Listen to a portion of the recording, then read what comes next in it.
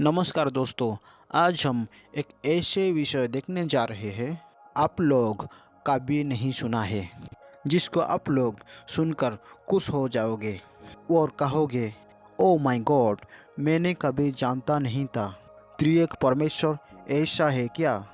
मैंने इसी वीडियो को उन लोगों के लिए बनाया हूँ जो लोग त्रिएक परमेश्वर को तो विश्वास करते हैं, लेकिन उन लोगों को कोई सवाल पूछते हैं तो उन लोग जवाब दे नहीं पा रहे हैं। जैसा कि मुस्लिम लोग, उन लोग कहते हैं परमेश्वर एक ही है, वही है अल्लाह, और तुम्हारा बाइबल में भी लिखा है परमेश्वर एक ही है। तुम लोग यीशु को, पवित्र आत्मा को परमेश्वर मानते हैं, वह गलत है। दोस्तों, मैं पिछले दिन में त्रिएक परमेश्वर के बारे में 2 वीडियो बना चुका हूँ, पार्ट 1 पार्ट 2 करके। इसीलिए आप लोग त्रिएक परमेश्वर के बारे में ज़्यादा से ज़्यादा जानकारी प्राप्त होने के लिए उन वीडियो को देख लीजिए।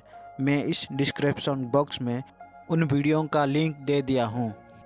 चलिए हम शुरू करते हैं। जो लोग त्रिएक परमेश्वर को नहीं मानते हैं, उन लोगों के लिए मेरा 2 सवाल है। पहला सवाल, अगर परमेश्वर त्रिएक नहीं है, एक ही है, तो सृष्टि के पहले कुछ भी नहीं था, सब कुछ शून्य था, वह किसी के साथ बातचीत किया।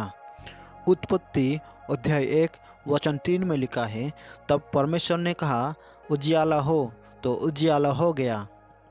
हम उत्पत्ति अध्याय 1 को देखेंगे तो उन्होंने आकाश और पृथ्वी को सृष्टि कर रहा है। उन्होंने कहा परमेश्वर एक ही है, तो किसी को कहा, क्योंकि उन्होंने किसी एक के साथ बातचीत कर रहा है। क्या बाइबल का उन एक अध्याय जो सृष्टि के बारे में लिखा गया है वो बाइबल का एक हिस्सा नहीं है? बाइबल बताती है परमेश्वर ने कहा, वचन को कहा। भजन संहिता अध्याय 33 वचन 6 और 9 पद में, आकाश मंडल यहोवा के वचन से और उसके सारे गुण उसके मुंह की श्वास से बने, क्योंकि जब उसी ने कहा तब हो गया, जब उसी ने आज्ञा दी तब वास्तव में वैसा ही हो गया। इसी तान में परमेश्वर ने कह रहे हैं, अगर एक ही परमेश्वर है तो किसी के साथ बातचीत कर रहे हैं, क्योंकि सृष्टि के पहले कुछ भी नहीं था, ना स्वर्गदूतों था, ना मनुष्य था, कुछ भी नहीं था, सिर्फ परमेश्वर ही था।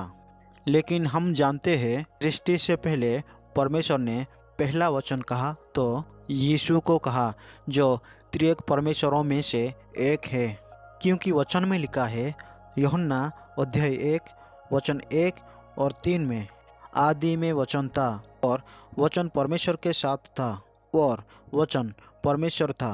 सब कुछ उसी के द्वारा उत्पन्न हुआ और जो कुछ उत्पन्न हुआ है उसी में से कोई भी वस्तु उसी के बिना उत्पन्न नहीं हुआ। यीशु ने अनादिकाल में वचन होकर था, वह परमेश्वर के साथ था, परमेश्वर के पास था और परमेश्वर ने उसी को कहा, यानी कि बातचीत किया। त्रिएक परमेश्वर अनादिकाल से ही है। जो कोई त्रिएक परमेश्वर को नहीं मानते हैं, उन लोगों के अनुसार परमेश्वर सृष्टिकर्ता नहीं है। लेकिन हम मानते हैं परमेश्वर त्रिएक है। जब सृष्टि से पहले कुछ भी नहीं था, उन्होंने यीशु को बातचीत किया तो सब कुछ बन गया। जो लोग त्रिएक परमेश्वर को नहीं मानते हैं, उन लोगों को मेरा दूसरा सवाल, पहला यूहन्ना अध्याय 4 वचन 8 में लिखा है, जो प्रेम नहीं रखता वह परमेश्वर को नहीं जानता, क्योंकि परमेश्वर प्रेम है। मेरा सवाल है, परमेश्वर कब से प्रेम है? अनादिकाल से ही है या सृष्टि के बाद? यह जरूरी है कि परमेश्वर अनादिकाल से ही प्रेम है। ऐसा तो नहीं है कि वह इंसानों को बनाया और इंसानों को देखकर प्रेम सीखा। परमेश्वर किसी को देखकर नहीं सीखता है।